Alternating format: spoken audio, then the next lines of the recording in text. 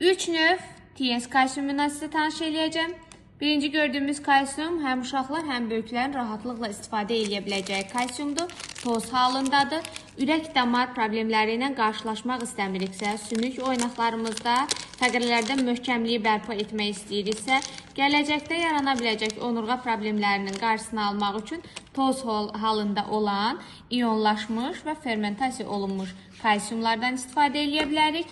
Həm sümük oynaq ağrılarımızın qarşısını almaq üçün, həm də artıq şəkərin müəyyən qədər ilkin fəsadlarını hiss eləyiriksə, təbii boranının çərdəyindən hazırlanmış, boranı qabığından hazırlanmış və fermentasiya olunmuş metabolik kalsium istifadə edə bilərik. Maddələr mübadiləsini yaxşılaşdırır, həm şəkərin yaranmasının qarşısını alacaq, həm də sümük oynaqlarda möhkəmliyi bərpa eləyəcək və yuxusu pozulanlar, yaddaşı zəifləyənlər, baş ağrıları tez-tez olanlar, boyun osteoxondrozunun ilkin əlamətlərini hiss edən insanlar isə lesitinli beyin kalsiumu qəbul edə bilər ki, yaddaşsızlıqdır, yuxusuzluqdur, beyin qan dövranının pozğunluğudur, vaxtında qarşısını alsın.